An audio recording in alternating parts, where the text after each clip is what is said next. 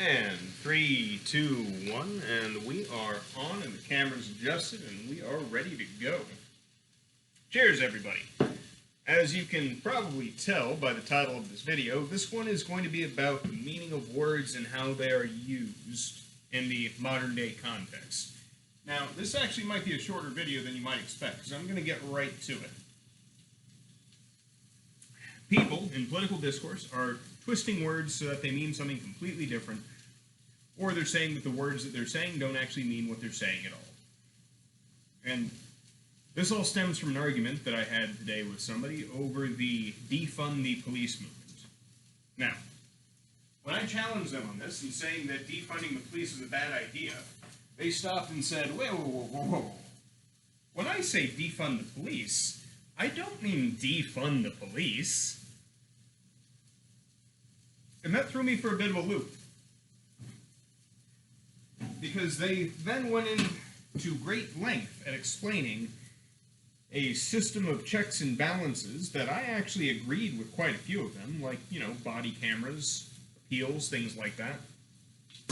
I'm like, okay, this is making sense, but why would you support defund the police? And they looped right back around to it. It's like, when I say defund the police, I don't mean defund the police. And that bothered me. And here's why. Words need to mean things if there is to be any meaningful discussion between ideals. And there is a lot of discussion between ideals. It has to be meaningful because we are getting this close. We are getting this close. Something bad happening. So, I just want to throw an example out there. If I started a movement called the I Want Puppies to Be Killed movement, and somebody jumped up to me and they're like, whoa, why do you want to kill puppies? And I'm like, buddy, when I say kill puppies, I don't mean kill puppies. What I mean is that we need to take a closer look at how animal shelters are run and, avoid puppy mills and other sort of abuses. I would assume that would leave people very, very confused.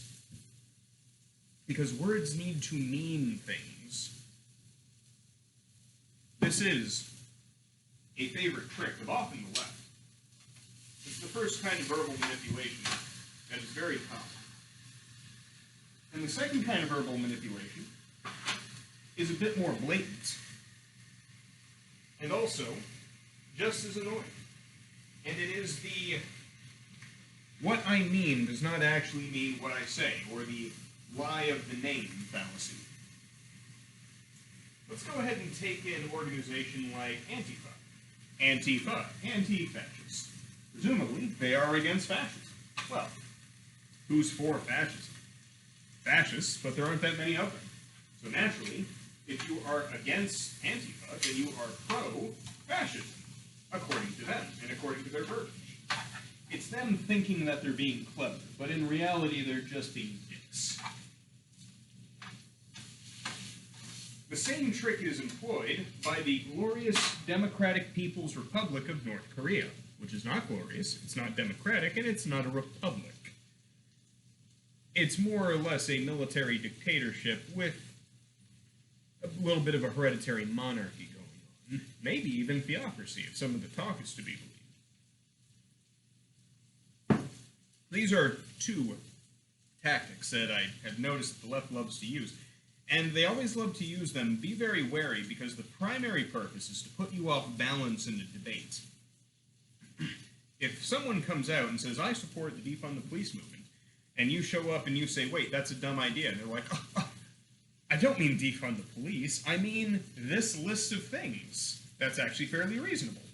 Or unreasonable, depending on who you're talking to. But they'll bring up something that's completely different, and they'll say, aren't you foolish for not knowing what I meant? And they'll imply that. But the thing is that this is a sleight of hand. There was no way for you to know that A does not equal A. In their mind, 2 plus 2 does not equal 4. It actually means 5 by their math. And the fact that you didn't know that they meant that, they're going to try to project as a lack of understanding on your part, which is designed to put you off balance and make you look foolish. So if you are ever getting into a debate with somebody regarding political beliefs, especially if they fall to the left of the political spectrum, here's what you do. Before you get into any serious discussion, get them to define terms clearly. If they can't define terms clearly, that's a sign that they were going to try to trick you to begin with, or that they don't even know their own position. They're just trying to score points. Now, the same sleight of hand is pulled with the Black Lives Matter movement. For instance, Black Lives Matter. This is a good statement, because they do matter. Black people are people. They're human, and all human lives matter. Every human being starts off with an intrinsic value. Now, in my opinion, that value can be lost if you perform certain horrifying acts. I would throw Mr. Jeffrey Epstein into the category of people whose lives no longer matter, insofar as they can be squeezed for information, but past that, nothing. They are worthless. Now, if somebody says that they're a part of the Black Lives Matter movement and you disagree, well, that's you basically, according to them, saying black lives don't matter. It's a sleight of hand. They're trying to trick you. Do not let them. When someone says that, make them clearly define terms, and very specifically, clearly define goals. What is their end game? If you can get them to say their end game, if there is a weakness in their position, and there usually is, that is where it will be found. Never go on the defensive with these people, because the defensive is where they live. They live to attack you and try to make you look bad. Now, if you're cognizant enough, if you're well-spoken enough, if you're eloquent enough, if you know your stuff, this is usually not a problem. And, of course, if you yourself are not a horrible person. Listen, if you're a bad person, eventually it's going to come out one way or another, and in a debate's a horrible time for it to come out. But, generally speaking, do not let people confuse you with contradictory terms or terms that are outright lies. Get them to define their goals, get them to define what they want, get them to define precisely what they mean when they outline the name of their organization. The misuse of words can only take them so far. It's a cheap trick, but if you know the ways around it, you'll be able to beat them.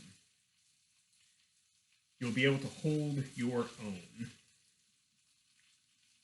Never let them take that from you. Well, this has been pleasant, and I think this is probably the last video I'm going to make tonight. So, take care of yourself, and listen to no one.